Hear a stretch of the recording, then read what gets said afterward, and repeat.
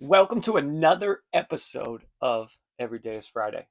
Today we're going to talk about something really, really important, and that is to be so crazy they can't tell you no. That's the game plan. No matter what it is that we're going to do, whatever we're going to pursue, we've got to make sure that we are crazy. We've got to be a different level of crazy. And I'm going to give you a couple examples today from my mentor, from my man, Nick Lavery. So today we're going to talk about being so crazy that nobody can tell you no, and it's something that's so important to the goals and the standards at which you set. It is set here so that you can accomplish the big ass goals that you've got that laid before you.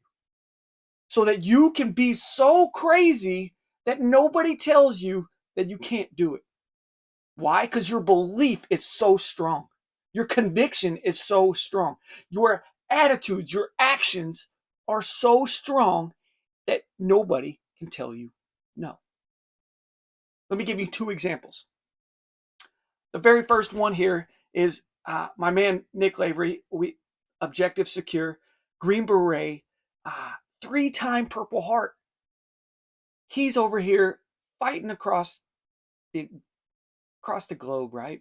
And insider attack, green on blue, happens. And the guy gets on a belt-fed machine gun. And he starts firing at Nick's teammates. Inside the compound, where it's supposed to be safe. And Nick ends up losing his leg. He ends up getting shot up. He does all that he can. He places 2 tourniquets. Another teammate places another tourniquet. Nick's out of blood by the time he gets put on the table. Out of blood. There's no oxygenation inside of his body, and they have no idea, A, how he's alive, and B, how he can function. I saw a picture of him like this. He's got a nurse on this side. He's got another guy on this side, and he's still curling them with no blood, no oxygen. It's crazy. It's baffling. That's not the crazy part. They end up giving Nick the wrong blood. So he's crashing, and they don't know what's going to happen. But they know they're at their base, they can no longer do what needs to be done in order for Nick to succeed, to live. So they get him on a bird, and they take him off, and then is when they realize that they gave him the wrong blood.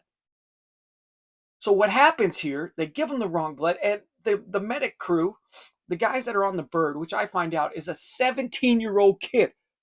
15 seconds after, being sworn in, he's on the bird. Then he's got another 25-year-old guy who's the senior medic for this 2-man crew on the bird. So they're pretty young. And Nick's crashing. So he's on the bird going, and it's about 12 minutes. And what happens here is the crazy part. You see, they realize that Nick was pumped with the wrong blood type over the radio. The base sends it to the bird, says call it in, and then they call it into the base where they're flying to, and they say, hey, he was pumped with the wrong blood. We're gonna have to prepare for his lifeless body. Right? Pretty tough thing to hear. The medic crew could go, dude, all right, they did it. They messed up. They effed up. Now it's time. We might as well just sit back. Or the medic crew could be so crazy. They could be so crazy and go, you know what? We're not letting this Green Beret lose his life today. So they did some things we're not going to discuss too in depth because we don't want them getting in trouble. Well, let's just say they did some things that might be past legal. You see, they were so crazy that they did whatever it took to keep Nick alive. Now, Nick apparently crashed a couple times, so he coded. He's dead. They used paddles. They used adrenaline. They used those things to hopefully get that blood, even though it's the wrong blood type, just enough to carry the nutrients needed to the body so that it could just survive long enough. Wrong blood, but it can still be effective. So they were so crazy because guess what? You could be court-martialed for putting it in the wrong, like doing what they did.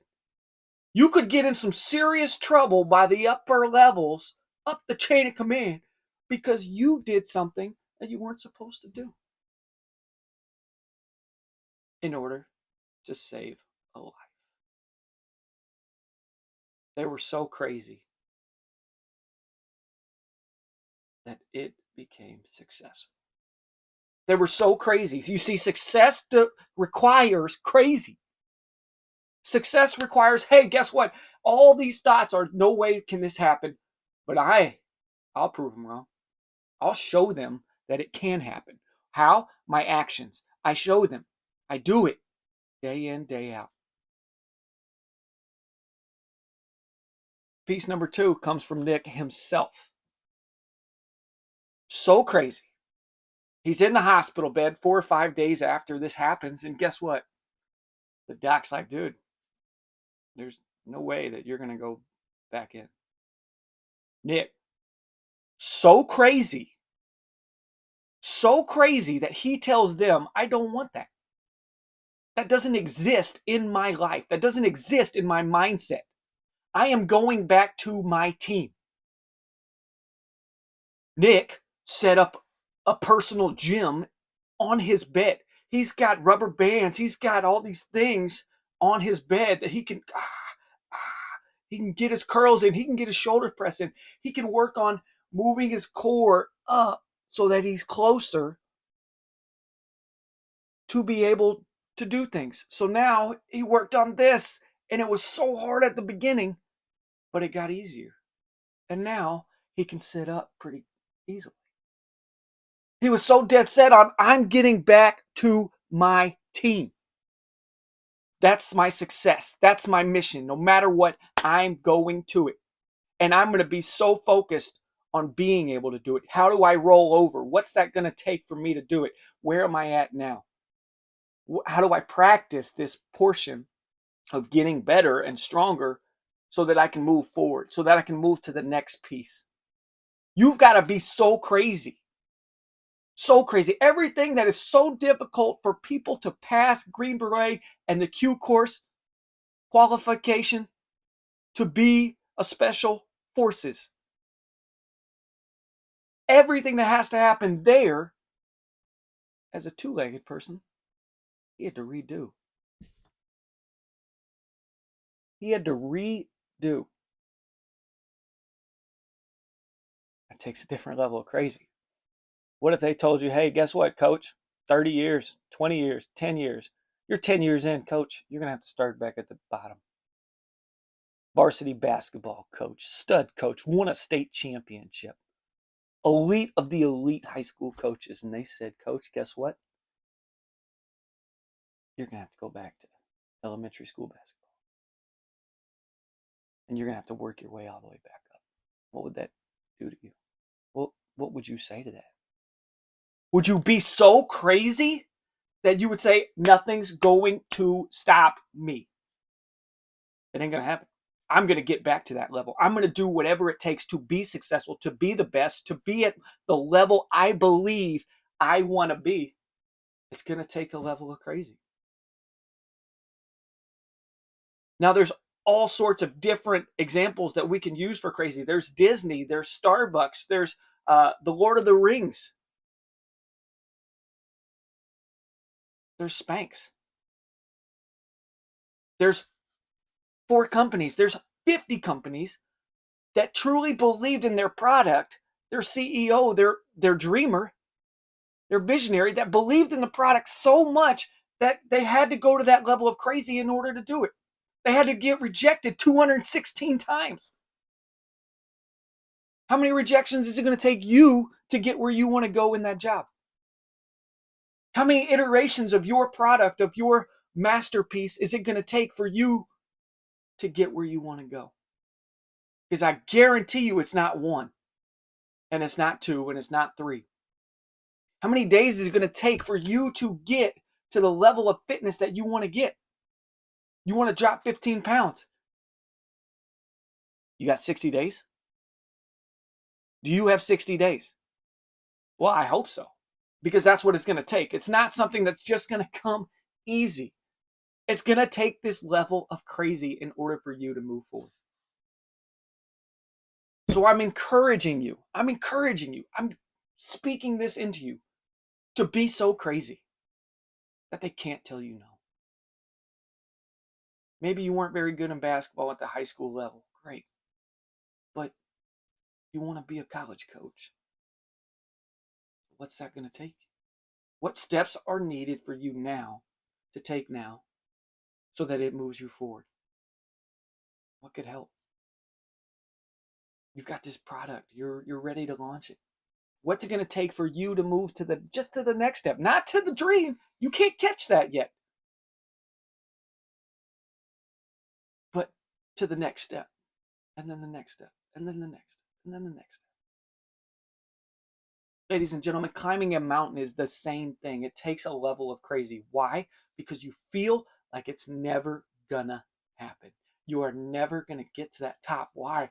Because you keep switchbacking back and forth. And God bless, I still can't see it. You mean I gotta go over a ridge? Where I've got the wind coming on both sides? Where I've got cliffs on one side and cliff on the other?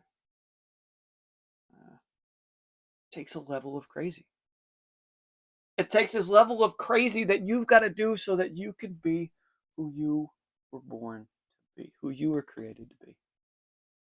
Every single example of our past dreamers, of our biggest aspirations, of our dream, of our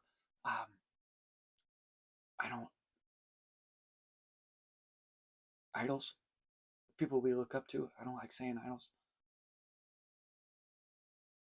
But every single person in the past and currently has had to go through a level of crazy. They had to keep going. They had to do it again and do it again and do it again and do it again. Adapt. Do it again, do it again, do it again, do it again. Adapt. Try something new. Do it again. Be so crazy. Be so crazy that nobody can tell you no. Because no matter what, they can't dictate what you can do. It's just you. I hope you enjoyed this episode. And if you did, please click like, subscribe, do all that stuff. Share it. There's people who need to know that they need to be crazy so that they can be successful. Be so crazy that nobody can tell you no. I hope you have an amazing day. God bless, and go be crazy.